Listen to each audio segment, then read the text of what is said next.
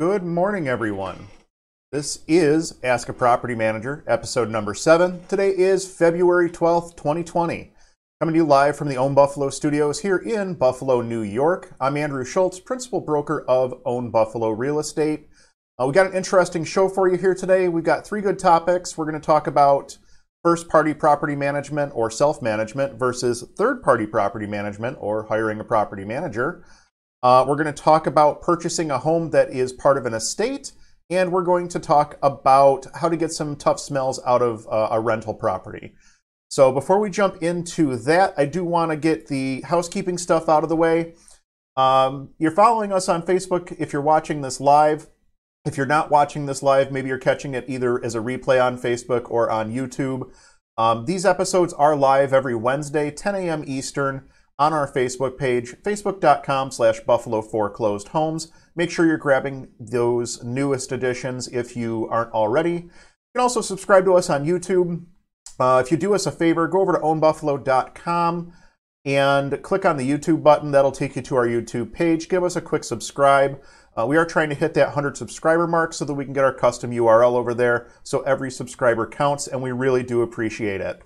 Last but not least, if you have a question that you want to ask me, but you don't want to post it publicly, either on our page or, you know, if you see me out in like one of the networking groups or something like that, you can always book a free 30-minute consultation with me over at ownbuffalo.com. There's a big button you can click to find that link, and I schedule a few times throughout the weeks where we can do those sorts of consultations.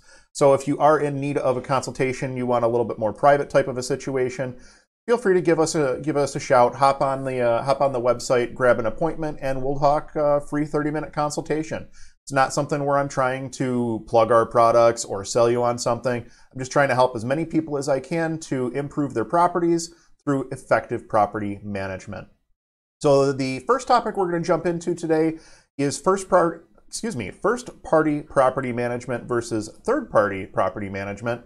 We're going to discuss 8 different differences between first-party and third-party. And again, first-party management is going to be your self-management, where it's you own the property, you're managing the property, all decisions lie with you, the buck stops here. Third-party management would be someone, you engage someone to manage the property for you. For instance, you become a client of Own Buffalo, and we're managing property on your behalf. That would be third-party management. So we're going to talk about 8 key differences between first and third-party management and kind of help you decide what option is right for you. And sometimes sometimes it changes. Sometimes first-party management is what's right for you, and over time your situation will change and it's time for third-party management. And it goes the other way too. I mean, we've had clients that their portfolios have grown to the point where they decided that they wanted to take it over and run it as their full-time job. And they decided to go from third-party back to first-party management. So it definitely does go both ways. So the first point I wanted to touch on is asset control. One of the key things that you lose when you are using a third-party manager is operational control of the asset. Your property manager can and should be managing the property without interference. So it's a situation where if you feel like you have to micromanage the property manager, or if you feel like they're making decisions that you wouldn't be making, it's going to become a struggle there. So asset control is one of those things that you really have to consider when you're talking about first versus third-party property management. Is it going to be a situation where you're comfortable giving up the control of the operational control of that asset to a third party to free up your time and make yourself, make your life a little bit easier? The second point I wanted to touch on is liability. A good property management company, either first party or third party, the whole goal is to reduce liabilities. The nice thing with a third-party property management company is that it adds an additional layer of separation between the property owner and the property, or in some instances, the property owner and the tenants is probably a better way of putting that. It adds a layer of separation so that you can make decisions from a strategic perspective as opposed to from a day-to-day type perspective. It does add an extra layer of liability protection in there as well, assuming you're using a licensed and insured property manager. They're going to be going to have those liability insurances. We carry, all of the insurances that were required, general liability, errors and omissions, other insurances, things like that, to ensure that we're operating in a safe and secure capacity. And any good property manager, first or third party, is going to be operating under those same terms. This next point is one that I think is super critical, especially right now. Industry knowledge and law. I'm not an attorney. I don't pretend to be an attorney. But one of the things that we do as part of being third-party property managers is stay on top of the industry from a variety of different perspectives. It seems more and more that the legal side of things is where we're spending a lot of our time staying up to date, staying compliant, things like that. The laws are changing rapidly, and it's not just a New York thing, it's an all over the country thing. And we don't watch the laws just in New York, we actually watch the laws nationwide. It seems that the West Coast, Washington, Oregon, California, those seem to be kind of the testing grounds for new laws. New York doesn't seem to fall too far behind that. So we kind of watch what's happening on the West Coast and in areas where the laws are a little bit more, a little less landlord friendly. We kind of watch those areas to see what's coming down the pipeline for New York. There have been some major changes in the last 12 months with the laws in New York. As a matter of fact, there was a change just earlier, I think it was end of last week. The state published a new law that had a big impact downstate on how rental agents were paid. And then immediately, because there was such a backlash, there was a lawsuit that was launched to basically stop that piece of legislation from being legislation. And now that piece of legislation has already been suspended. The law changes, very, very frequently. 6 months ago, back in June, actually more than 6 months ago, back in June or July of last year, there was a major overhaul to the New York State landlord-tenant law that a lot of, self-managing landlords simply aren't aware of or are purposely choosing to ignore. That's a great way to wind up in a whole lot of hot water. So it's, the ever-changing legal landscape is one of the things that you have to stay on top of as a property owner, as a property manager, whether you're managing yourself, whether you hire a third party. That's one of those things that has to stay top of mind all the time in order to protect yourself and your assets. Trend monitoring. This is kind of a wide-ranging type of a thing. We monitor a variety of different trends, both market trends and neighborhood trends. Is the values in this neighborhood going up? Are they going down? Not just on rental, but also on purchase and sale as well. We want to know, okay, the properties that we were buying for $100,000 a year last year, those properties are now $200,000, but the rents haven't caught up, so no, those are no longer a good investment. Monitoring those types of trends.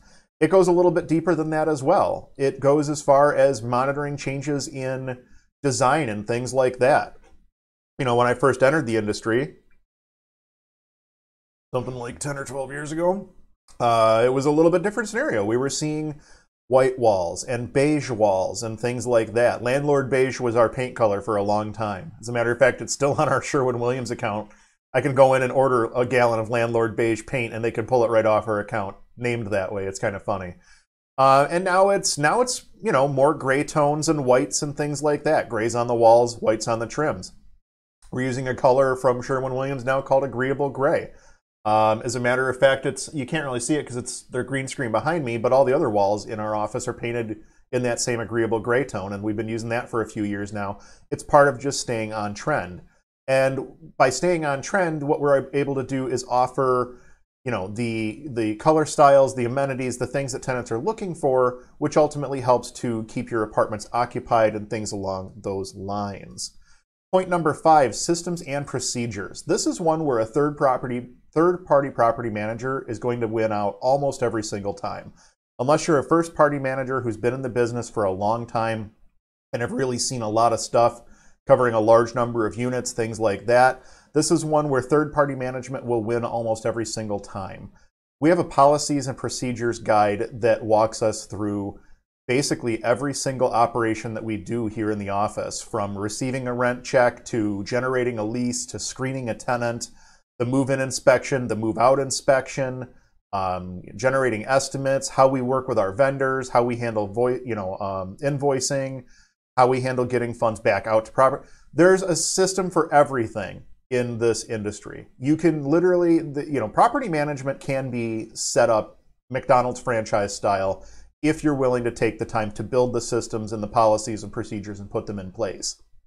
You also have to keep them up to date. This goes back to point number 3, industry knowledge and legal. If you have a tenant screening criteria that now no longer meets state standard, for instance, we lost the ability to do eviction searches on tenants in New York as part of the new laws last year. We had to modify our tenant screening procedure in order to make sure that we were staying compliant in that way. So that's one of those things. Having those systems, policies, and procedures in place right off the bat just makes us that much, it's much easier for us to jump in from day one and get the ball started versus somebody who's buying their first rental property and doesn't have all the experience that we have yet. So that is something to keep in mind when you're thinking about property management. Location independent investing. I almost didn't list this one, but I think it's important to note because it does give you a much wider reach when it comes to purchasing and managing rental property. So this takes place in a few different ways. You might start in a market that is a good market, and then something happens in your market. It's no longer the best place to invest, so you decide that you need to start putting your investment dollars in other markets. And that market might not be right in your backyard. You know, you might not be able to drive 2 miles up the road and double check that the tenants are doing what they're supposed to do, or that the vendor did what they were supposed to do, or things like that. This is one of those situations where third-party management becomes critical. Trying to long-distance manage something without having a well-built team on the ground is basically setting yourself up for failure. If you don't have enough units in a given area to have your own team in place, like direct hire staff, things like that, third-party property management is going to be your best possible scenario there. So that is something to keep in mind if you're starting to expand outside of your home market. You're going to have to start putting those types of considerations in place. Cost. Yeah, there's a cost to property management. And anybody who tells you different is full of it. I mean, that's a fact of life. If you are engaging someone else to provide a service, then you have to be understanding of the fact that there's going to be a cost to that service. Different property managers bill different ways, even in the same market. I know that there are property managers in my market here in Buffalo that bill very differently than the way that we do. It's all about what makes their business model work and whether or not you can fit into their systems and things will still work the way that you want them to. So, don't be afraid to ask property managers if you're interviewing them about what their systems and their procedures and things like that look like, or their billing procedures or something like that. Understand what you're getting yourself into before you sign on that dotted line for that contract, because then you're going to be committed for whatever the length of time that contract is. So yes, there is a cost to good property management. However, a good property manager's fees should really be offset by the time, stress, and freedom that you get back. You should be getting, by hiring a third-party property manager, you should be getting a whole bunch of your time back and dropping a whole bunch of stress. When you don't have to deal with the day-to-day of the property, it gives you the ability, again, to think strategically. You can worry about, okay, that property is vacant, but my property manager is going to find me a great tenant for it. I have the freedom now to go and look at new investment properties. I have the time to go and look at those new investment properties, and I don't have to worry about the stress of that vacant apartment. I can keep worrying about the strategic, the big picture, things like that. You don't have to be bogged down in the day-to-day. So point 7 and 8 really do go together. Yes, there is a cost to good property management, but a good property manager's fees really should be offset by the fact that you are getting your time back, you're dropping some stress, and hopefully it leads you to a little bit more freedom. So moving on from first and third party property management, I do want to talk a little bit about our first question of the day, which is purchasing a home from an estate. So this question reads, this is pulled from the Rent Prep for Landlords Facebook group. Getting ready to make an offer on my third rental unit. Realtor tells me there is no disclosure statement because it is an estate sale. Is this true? What are the pitfalls on an estate sale? Pretty straightforward question. We do estate sales.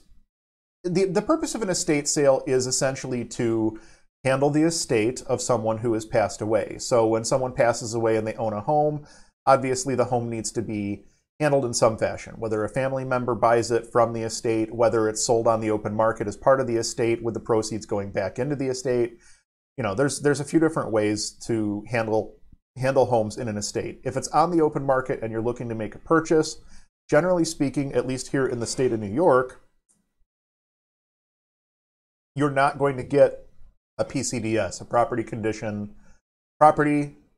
PCDS, property condition disclosure statement. The property condition disclosure statement, I believe it's up to 5 pages now in our market, and it basically asks a ton of questions about the property. Have there ever been any floods? Have there ever been standing water? Do you know of any damage to the structure? How old is the roof? What type of electrical is there? Things like that. It's a pretty in-depth questionnaire. The problem is if you're not living in the home, you probably don't have the answers to those questions. So you don't want to be filling out a disclosure and guessing, because that can come back to haunt you as well. That's the reason that most estates are typically sold without a property condition disclosure statement. In New York, I believe that they pay some sort of a fee, like a $500 fee at the time of closing, for not supplying the property condition disclosure statement. And then everybody just kind of moves forward. So on a typical sale, yes, you'll see those disclosures, but on an estate, typically you will not see those disclosures. How do you best protect yourself when purchasing an estate? It's pretty straightforward. Get a home inspection. Go through the place, understand what you're buying, check your major systems, your furnace, your hot water tank, your electrical, air conditioning if it's built in, your plumbing. Make sure that your electrical, I don't know if I said that. Make sure that you're taking care to ensure that the property that you're purchasing is ultimately a property that you're going to want to purchase, whether you're purchasing it for yourself to live in or you're purchasing it for a rental like you are in this instance. Make sure that you're going to be happy with the purchase once you conclude with it. The best way for you to do that when you don't have a property condition disclosure is to get a very thorough home inspection and to ensure that you understand what that home inspection entails. What was covered, what was not covered, what things, basically a property inspection report becomes a piece to negotiate on. So you might find that, there's no disclosure, but you find that there's an issue with the electrical. Okay, we found that as a result of our home inspection. We want to negotiate. We either want, these electrical issues repaired, or we want a discount on the price of X number of dollars. So having that home inspection becomes that much more critical when you're purchasing an estate property that doesn't come with one of those disclosures. And honestly, half the time the disclosures, you're going to find inaccuracies on them anyway. So something to keep in mind, the disclosures are not always accurate. Do you have a recourse if you encounter a disclosure that's inaccurate? Depends on how inaccurate, depends on if you can prove whether they knew that there was an accuracy. There's a lot of things that go into it. Talk to an attorney. I'm certainly not one, and that's way outside the scope of what I would want to talk to you about here today. But if you're going to purchase an estate, get a good home inspection and understand what you're buying, and you should be just fine. Good luck on your purchase. Hope you get a great price. And now we're on to eliminating weird odors in a rental. So this is our last question of the day. It reads, I have a heavy urine smell in a rental. Any suggestions? We've pulled up the floor where we thought it was and it still smells. Is there a solution you can recommend? I'm at a loss.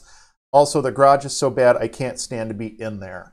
So the best course of action that I've found when dealing with properties that have like a heavy urine smell, you're going down the right path. First thing you can do is eliminate, if you have a carpet or something like that, pull that carpet, pull that pad, get down to the subfloor and really examine the subfloor to see if that needs to be removed. I mean, we have encountered situations especially with cats, where the subfloor has been so saturated that we had to actually cut out a piece of the subfloor and replace it. Actually, that was a foreclosure that we had to do that in. That was a really rough property. Very, very rough property. I could still smell it just sitting here thinking about it. It was disgusting. So, you may have to go that deep. You may have to actually pull out the piece of subfloor and replace it. Now, let's back up from there and talk about some other things before we get to the extreme. The best luck I've had is to have a professional come in and treat it. We have a company here locally that does like mold remediation and things of that nature. They also have a product that will help pull like the urine crystals and things like that out of the surface that it's applied to, helps eliminate that urine smell. They do a really great job. If you're looking for someone in your market, in Buffalo market, the name of the company we've used is Green Genie. We also use OxyClean for our carpet cleanings and things like that. If you're outside of the Buffalo market, just do a quick Google search for mold remediation or urine remediation, and you should be able to find someone who's able to help you out there. It's not as expensive as you would think. It saves a tremendous amount of time when it comes to all the other methods that you could go through and try beforehand, but it does come with an expense, so I could see where this might be, further up the list. So I would say, try some of these at-home solutions before you jump into having the professional come out, unless you're strapped for time or, you have somebody coming in that needs this apartment right away. At that point, I would just bring a pro in to get it done and out of the way so I could finish turning the unit over. A couple of over-the-counter products that I have seen recommended, though I have not actually tried these. Odoban and Urine Out are both products that can be purchased over the counter at a Lowe's or a Home Depot.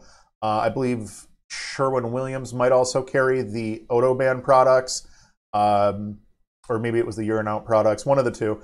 Most hardware stores will have something that you can use to try to remove the smell. More often than not, these are multi-application products. You're going to wind up putting these things on 2, 3, 4 times to get the smell out, and even then, they probably aren't going to get you 100% of the way there. Another option you have, and what a lot of people will do, is after they've used the Odoban or the Urine Out, they'll go through with a sealant paint and paint whatever impacted areas with a sealant paint, such as a Kills or a hydraulic cement if it's a basement or something like that. I'm sorry, a hydraulic paint if it's in the basement. Something like that to basically seal and encapsulate the area after you've done as much as you can to try to eliminate the odor. Sometimes you get it to a point where, okay, I've gotten it down to as low as I can get it. I'm going to have to just seal it at this point. So, that is an option. I don't recommend going for the seal first. You're sealing whatever smell is still trapped in the floor or whatever. You're trapping that smell in there. So try to eliminate it first before you trap it. A lot of times you'll find that the sealant that you use, you might still have a little bit of the residual odor hanging around. So try to do sealant paint as a last ditch effort after you've tried your at-homes. But if you're going to use sealant paint, one really important thing to note, if you're going to bring a professional in to try cleaning it first, do that before you bring the sealant paint in. Once you hit the floor with sealant paint, there's nothing they can do. They can't get through your sealant paint to try to pull everything back out. So use anything non-destructive first. Try, remove your carpet, remove your flooring, your pad, whatever. Get down to the source of the problem. Try your at-home products first. If your at-home products aren't working, maybe try bringing in a professional. If that's not working, at that point, sealant paint or physical removal of the subfloor and replacement of the subfloor will generally take care of that situation. Outside of dealing with like a urine smell, when you have like a heavy cooking smell, we have found that ozone generators can be super efficient for the cooking smells. They work great on cooking smells. They also work great on cigarette smoke, cigar smoke, things like that. Running an ozone generator, and there's a bunch of them on the market. You can grab them on Amazon. You can have a company come in and run one for you. They all come with a set of instructions. These things are powerful. You cannot be in the same room as these things when they're running. I wouldn't even be in the same apartment as these things when they're running. Pets have to be removed and things like that. You have to basically close the doors and run this thing for a period of several hours. Depends on the unit you have. I think the one that we have here in our office has a 2-hour cycle, so we'll run it for 2 hours, and then we let the room stabilize for 2 hours before we send anybody in. So it's 4 hours every time we run a cycle. And sometimes we have to run more than one cycle to really eliminate the smell. So that is something to keep in mind. Trying to get rid of smells is a time-consuming thing. So that's one of the things that you have to keep in mind, is to be patient, just keep working at it and see what you can do to get rid of it. When you're using those ozone generators, those are great for smoke. They're great for cooking smells, just general dirty smells if you have an apartment that just smells not so fresh. When you run that ozone generator, generally speaking, after it's done, you're left with kind of a, I don't want to say fresh linen scent, but maybe like a post-thunderstorm smell would be more accurate. It's really kind of a fresh smell. It's pleasant. It's a lot more pleasant than whatever the smell was you were trying to get rid of, I assure you. Guys, that about wraps things up for us here today. Thank you for joining us. We do appreciate it. Please feel free to like, comment, and subscribe. We would really appreciate it. New episodes of Ask a Property Manager do come out every Wednesday morning at 10 a.m. Eastern. That means our next episode is going to be February 19th, 10 a.m. Eastern. Follow us on Facebook, facebook.com/Buffalo Foreclosed Homes. Subscribe to us on YouTube. You can grab that link over at ownbuffalo.com. While you're over there, go ahead and grab your free 30-minute phone consultation with me, and we will see you guys next week. Again, thank you so much for watching. Hope you guys were able to grab some good knowledge out of this episode, and we look forward to speaking with you soon. This has been Andrew Schultz with Own Buffalo. We'll see you next week.